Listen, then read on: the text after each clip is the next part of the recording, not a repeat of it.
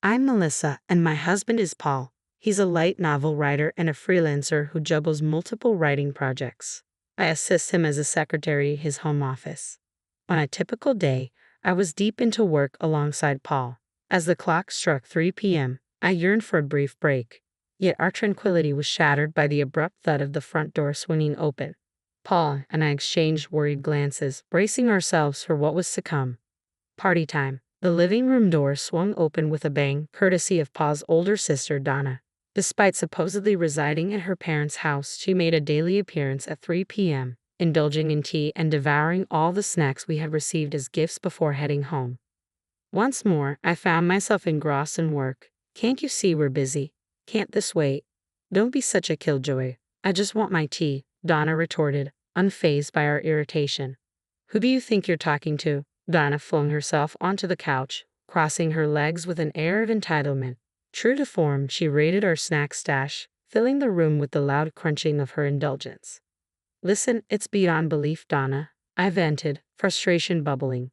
She's so presumptuous and arrogant, acting like the world revolves around her. She claims to be a live streamer, but who knows how much she actually earns or anything about her work-from-home setup. And then she has the nerve to demand tea from me, her sister-in-law, as if I'm her personal servant. And as a result, Donna receives a scolding from my in-laws, though it's merely a temporary halt to her behavior. This demeanor has persisted since I first began dating Paul in high school, so it doesn't faze me much. Handle it yourself, I retorted. Don't you dare sass me, Donna shot back, her words punctuated by the scattering of snacks from her mouth to the floor. You dare talk back to me? You're the newcomer here. You should know your place. As the eldest daughter, I demand respect. If you can't handle it, then maybe you should consider a divorce. I was seething with anger at Donna's remark, but it was Paul who displayed frustration first. That's it. You're being unbearable. Leave. What? Hold on. Paul rose from his seat, seized Donna's arm, and escorted her out, her protests echoing through the room. And if you ever use the spare key we misplaced to barge in here again, I won't be so forgiving. I'll be informing Mom and Dad about this. Enough, Donna, enough fuss, Paul commanded firmly. He reached the front door, where Donna continued her complaints, and secured the chain lock, ensuring she couldn't barge in again. With deliberate clarity, he made sure Donna heard the lock clicking into place. Then Paul swiftly dialed a number on his phone. Dad? Donna's here again. Just a moment. Paul paused to address his father. The persistent knocking on the door echoed throughout the room, but eventually it ceased. It seemed Donna had finally relented and departed. Paul and I breathed a collective sigh of relief. I'm sorry for the trouble. Donna's presence seemed to prompt an apology from me. No need to apologize. Donna's been treating Paul like a servant since she was little. Paul, being gentle and quiet, never pushed back. But ever since we got together and married, he's been learning to stand up for himself, I explained. However, it's been almost 2 years since we married, and her constant visits need addressing. She even showed up uninvited while we had guests recently. Lately, our editor has been dropping by, typically between 3 and 4 p.m. Donna once even tried to flirt with the editor, asking, I'm his sister, what are your hobbies? It was so embarrassing that we've had to arrange for the editor to visit in the mornings instead. Paul prefers to focus on work in the mornings, you see. I heard from your mother-in-law that Donna feels uncomfortable at home. Maybe she's like a hermit there, and her frustration might be directed at us due to her parents nagging. I'm sorry. I should be better at keeping her at a distance. Don't stress about it, I reassured my partner. By the way, don't forget, we're heading to your parents' place to discuss restaurant options for their 60th birthday celebration. We could bring up Donna's situation then, I suggested. Great idea. It's high time we addressed it. I spoke to Dad earlier, and he wasn't aware Donna had taken the spare key. But they do change its hiding spot regularly, don't they? My partner responded. Yeah, Dad recently stashed it in his wallet, which caused a bit of a hiccup, I confirmed. What's the matter? I inquired. It appears that some money went missing along with the key, my partner responded solemnly. What? But she's denying it, so tensions are running high back at home. I expressed concern. I was hesitant to broach the topic given the circumstances, but I truly appreciate my in-laws, who have been kind to me since high school. I'm determined to properly celebrate their 60th birthdays, I affirmed. I want your parents to have a wonderful time. We'll address the issue when the moment is appropriate, I assured my partner. Agreed. Oh, speaking of which, what type of restaurant did you have in mind? I compiled a list of options. Want to review them? My partner suggested. Sure, let's take a look, I replied. I presented Paul with the details of the restaurants I had researched and narrowed down. Seeing how diligently Paul worked, I wanted to offer my support in this regard. For the celebration, I intended to let my in-laws choose from the shortlisted options. A week later, we buzzed the intercom at my in-laws' house, but there was no response. Strange. They should be home, I remarked. Their car's not here. Maybe they're out, Paul suggested. Probably shopping. Getting things ready for our visit, I added optimistically. Well, let's just go in and wait, Paul decided. Using the spare key, Paul unlocked the front door. As we stepped inside, hurried footsteps sounded from the second floor. Descending with a noisy clatter was Donna. Couldn't you have answered the intercom if you knew we were coming? I scolded. I'm busy, Donna snapped back. Hello, sister-in-law, Donna greeted me curtly, as usual. But her hurried descent hinted at another reason for her sudden appearance. Did you two prepare for Mom and Dad's 60th birthday celebration? Donna inquired. Yes, we did. Why do you ask? I responded. Where is it? Show me, Donna demanded. Ha! But you said you were coming, sis, I reminded her. I changed my mind. Just show it to me, Donna insisted. Here it is, Paul replied, revealing the setup. Originally, Donna had planned to skip the celebration altogether. Do we really need to celebrate that? She had remarked. But the true reason behind her reluctance was something unexpected from a daughter. Yet for some unknown reason, she decided to join. Oh, look at the esteemed writer, huh? You must be swimming in success. This fancy restaurant you've chosen, quite the high roller move, Donna remarked, eyeing the information she snatched from Paul with a snide chuckle. Why do you have to say things that irritate me? Paul snapped back. Why not? You must be raking it in, right?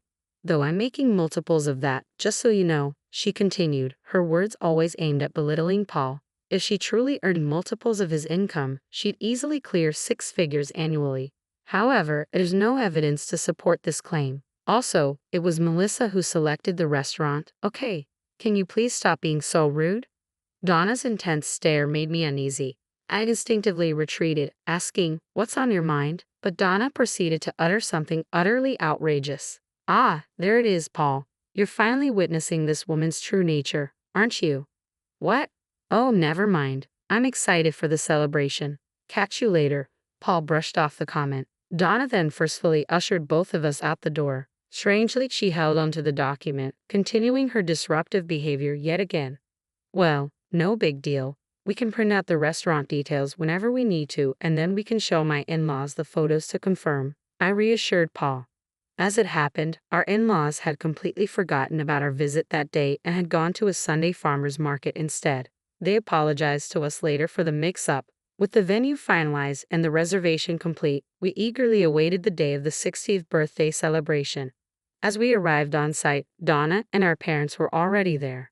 Despite our earlier awkward exchange with Donna, we tried to push it aside.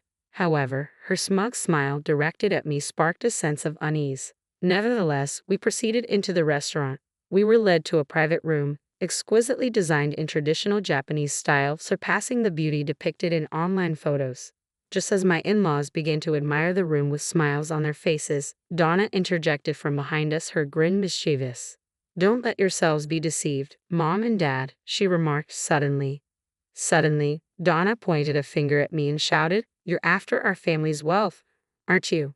Her accusation startled not only me but also Paul, my father-in-law, and my mother-in-law, leaving us all in blank surprise. Wealth? What? I stammered, utterly confused by the sudden accusation. What nonsense. We're just an ordinary middle-class family, Paul angrily interjected, but Donna's theatrics were far from over. As the eldest daughter, I'm set to inherit this house. You're planning to target my parents too, aren't you? I won't be fooled, Donna continued, her tone accusatory.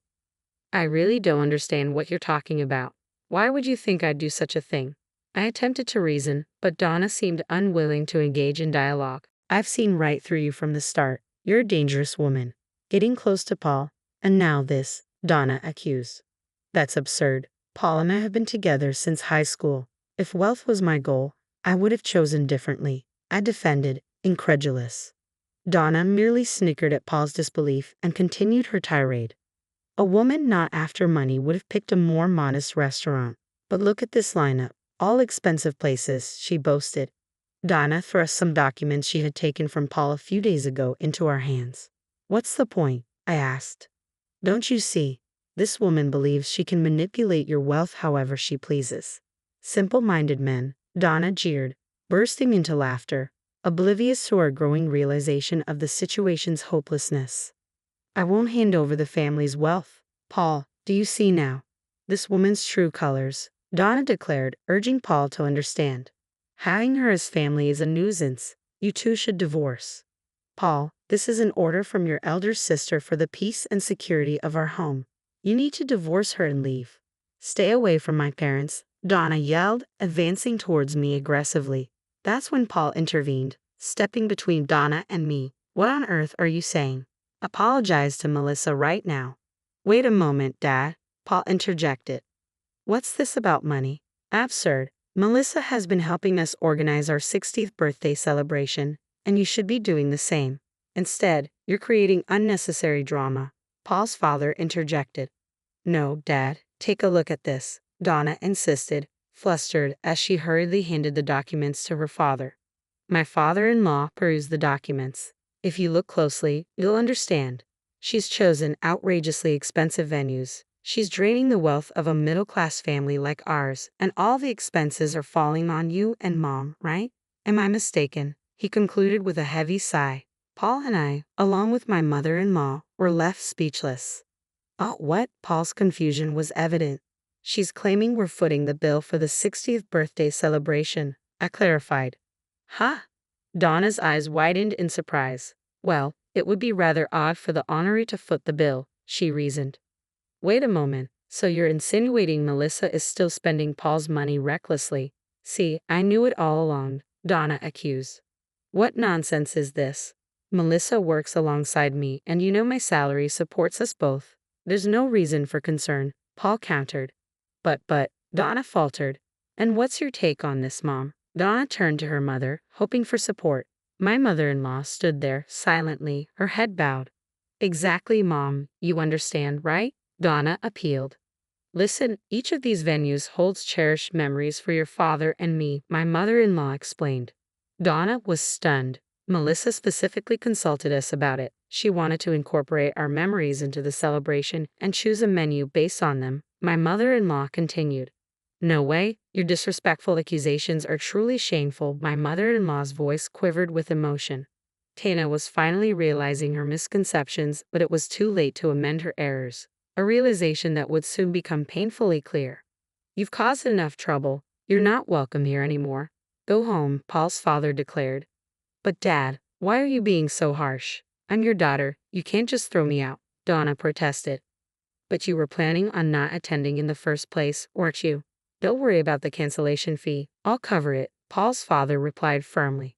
Wait, hold on. It seems we've failed in raising you properly. We've indulged you as our daughter, but now we've reached our limit. Leaving is for the best. Don't make decisions without consulting us, Paul's mother added, turning to Donna. I agree. What do you, Paul, and Melissa think? My mother-in-law's smile was unsettling as she spoke cheerfully. Donna looked at us with teary eyes as if pleading for help, but I remembered your sister's advice not to intervene in family matters. No, that was about my parents, I interjected. Ah, I see. Then I'll keep my distance. Please leave, my mother-in-law concluded, her tone final. Sister-in-law, Donna reached out for me, but my father-in-law swiftly intervened, positioning himself between Donna and me. Go home, he commanded, his voice low and stern. Donna glanced at my father-in-law's determined expression, recoiled, and promptly exited the restaurant. Afterward, we celebrated my in-laws' 60th birthdays and savored our meal. Upon returning home, it was apparent that Donna had been sulking.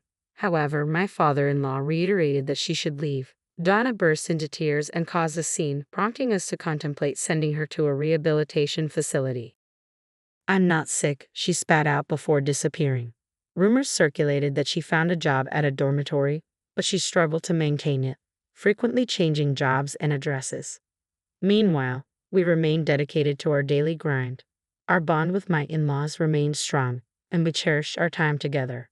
While we couldn't help but worry about our sister-in-law's well-being, we had no desire to endure her selfish behavior again. My priority remained supporting my husband so he could devote more energy to his work.